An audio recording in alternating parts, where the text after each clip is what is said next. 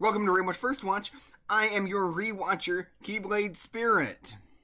And I'm Lumi, and I'm here too. Yes, and today we're talking about Keep Your Hands Off Eizouken, episode 10. Lumia, what are your thoughts? Wait, it's been 10 weeks of this? We've been doing this for... Yes, we've Jesus. been doing this for 10 weeks, but what are your thoughts? We need to get them in the first 15 seconds. It's an anime, and it was fun, and we got to learn about the cool ins and outs of students making money. Yeah. But really, what were your thoughts on this episode specifically? um, we got a lot of cool visualization of elements, like which has been constant, but it was really cool to see it actually done with sound this time. Yeah, I Like, agree. we got to see Sound Girl playing with the audio when she was like recording audio. Yeah. You know, the class. I'm not the class. Jeez. Um, we got to see our characters try to, I not, you know, each of them struggle to make progress in ways they don't want to, but they know they have to. Yeah. With our director constantly struggling to figure out the plot of it and kind of wanting to start a new project, but kind of more telling her we don't have time to start a new project. Yeah, Um, definitely. yeah, the model girl had to go and start modeling to help draw attention to the product, Yeah. which is, and she also had to listen to people's voice acting lines.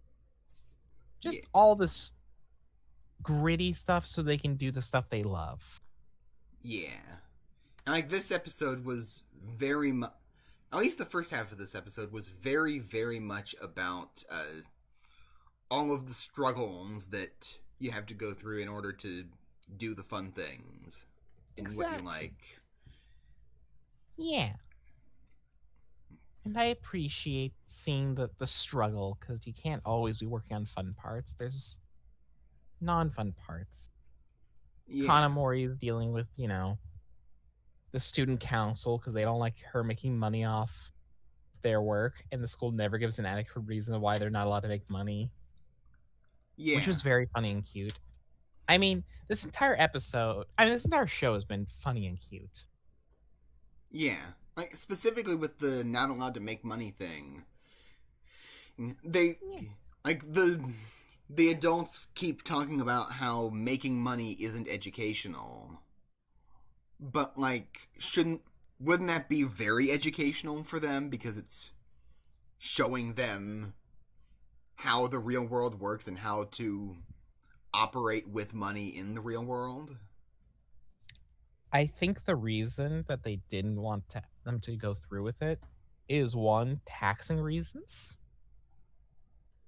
Because that's a very strange one, because the schools are generally funded by public taxes. And then here are students using public resources to make profit. That's fair. That's fair. That's the reason I would imagine why they don't want to let people make money off of it. But at the same time, I have no idea if there's any reason. Yeah. I don't know. I mean, it feels very something like a school would want to tell their students, is they don't want students to make money Yeah. for their hard work. I guess that's fair. And we see how hard they're working. I mean, they definitely deserve to be paid. Yeah. I agree. Yeah. I mean, it's good. It's a cool point to be brought up, because it's something that wouldn't, be brought up if this was in, a show about actual people making anime, because it wouldn't be necessary. I'm consistently being interested by the more Kanamori related events in this show, mainly because I find it the most interesting how she manages everything rather than the art itself, which is strange because I generally love seeing animators and people doing their, the thing they do and love. Yeah. Yeah, like, it is. Yeah. I think one thing is that stories like this just tend to forego that aspect of it. Yeah. Like, I know that. What was the one? It starts with a B. Bakugan. Bakuman. Yeah, Bakuman. Yeah, Bakuman Battle Brawlers. I know that like sort of goes into like the fact that the manga has to like keep viewers' attention, not viewers, readers' attention in order to stay in Shonen Jump. I still need to read Bakuman. Yeah, so do I. I'm just going by people, what people have said about it. Anyway, I know that goes into it a lot, but this like goes deep into it just for how much Kanamori cares about that aspect of it, and she's doing it seemingly specifically so that there's the tornado sirens. It's noon on a Wednesday, people. Are you safe? Yeah, I'm safe. They always test the tornado sirens at noon on Wednesday. I see. Anyway, Kanamori. It seems like Kanamori legitimately enjoys doing these managerial aspects of the work. I mean, she's a good producer and she's got a great business sense. Yeah. Like it's good to have her here specifically because it gives her a chance to how can I put it? Like specifically because the role of the producer, at least in this fictionalized version of these events, is like specifically to make sure that the project can be profitable so that the actual artists can do the actual work that they enjoy doing while still making a good project, as well as making sure they finish by the deadline. Yeah. Producers serve a very strong purpose. Yeah. It's important to make sure you finish what you start by the due date you have. Yeah, exactly. It's a little important.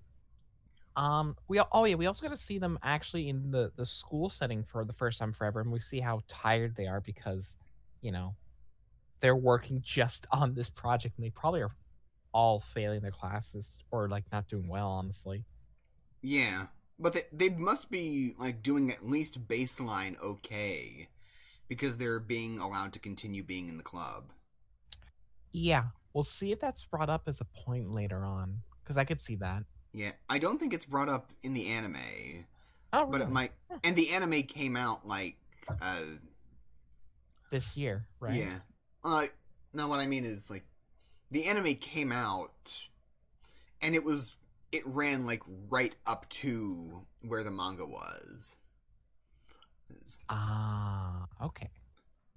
I don't know. That just seems like a story point that would have occurred in this setting. Yeah. Yeah. Like as we've seen, this is a high school setting, but it's a weird high school setting. I mean, the school is a character unto itself. Yeah. And like what like this is a segue into like the latter half of the episode. The that's our style. We point out the segues.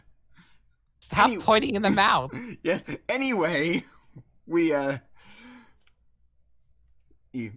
one of the things that I really appreciated about the latter half of this episode was we got to see more of the fun side of what they're doing. And also we got to explore a little bit more of this weird like post-apocalyptic world. Is that when the show takes place? The post-apocalypse? Yeah, like I say post-apocalypse because like clearly civilization has gotten back on its feet. But also they're clearly living in the ruins of an old civilization.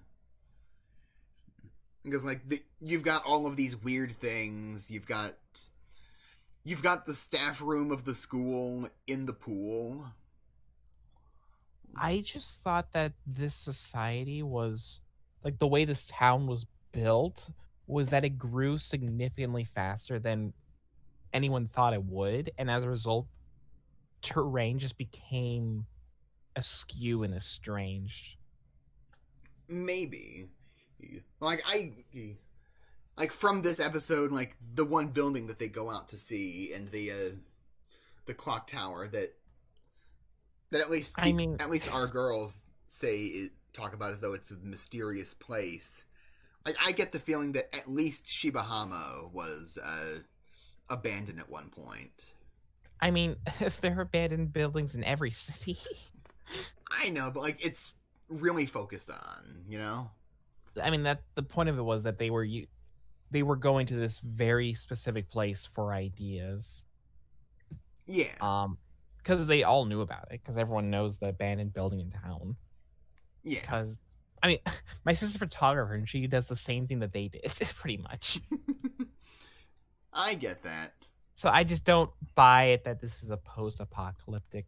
Yeah, maybe that's a bit strong, but like, I still get the sense that this whole city was abandoned at one point, and then people started to repopulate it. Nah, I still don't buy that. Okay, well, we'll see in the if the manga continues. I feel like we've gotten more hints towards that idea. That's fair. Yeah, like it's also just possible that the author of the manga just really wanted to make a manga about making anime in a really weird and unique setting. I think that was the gimmick. I mean, that's... Yeah. They expressed the idea early on to town that this place is weird and cool. Yeah. Like the first thing that Asakusa does when she arrives in town as a kid is she goes exploring. Yeah. It's cool. Yeah. Strange. It's a cool place. Yeah. Like I appreciated that we got to see more of that. I agree. I just loved seeing the background art of the show because it's so beautiful. It's very pretty. Do you have any final thoughts? The visualization of the sound girl editing audio was really pretty. Top tier. Yeah. Like whenever I don't like editing audio, but whenever I get any amount of satisfaction out of it, on the rare occasion that I do edit audio, that's exactly how it feels. Like that's what it feels like I'm doing. I have never edited audio in my life. Oh. Well, it's satisfying when you're doing something that's like not too long. It's really satisfying. Huh.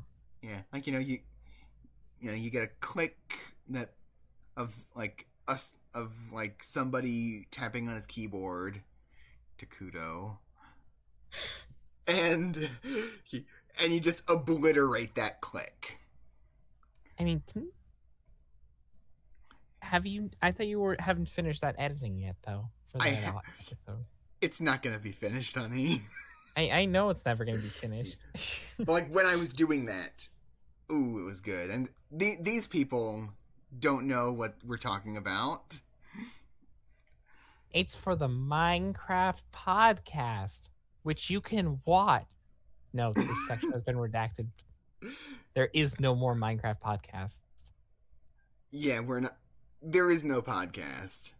No, I was pretending that it was edited in, and it was going to be funny. Yes. Well, we're not editing this. We're not editing this episode.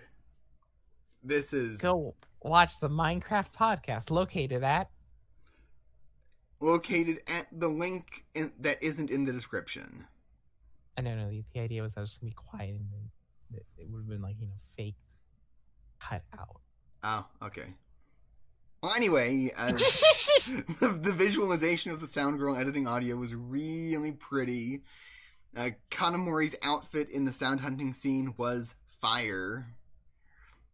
I really loved the visualization of, like, the not a propeller thing. Like with What the was? Oh yeah, that was cool. yeah, because it was like the water lifting it up and then it falling down to turn the gear. Yeah, That was cool.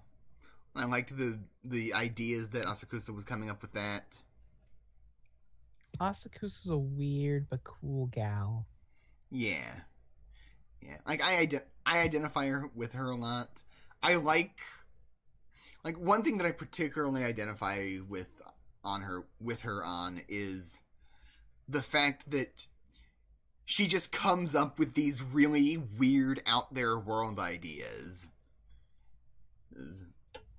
And like that's that's like the only thing that I care about. Well, like that's the only creative thing that I can come up with when it comes to stories, you know? Like I've told you about a bunch of my world ideas. You have. Yeah. I like some of them. Only some of them? Most. Okay. Every once in a while, you give me a dumb one. I know. Don't worry. I hate all of my ideas.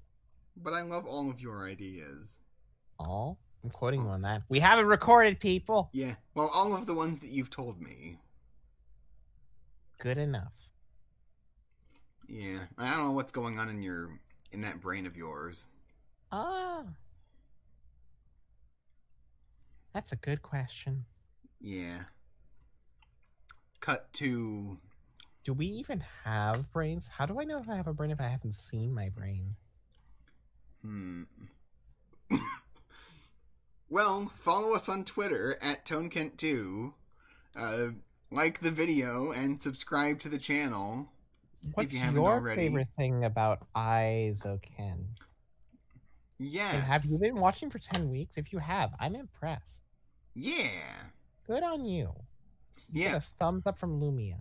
Yeah. If you comment, tell us, are you a rewatcher or a first watcher? And more importantly, I couldn't think of anything on the fly. Yeah. Oh well. More importantly, what do you think is on Lumia's mind right now? Comment below. Bye! Spoilers, it's Atelier.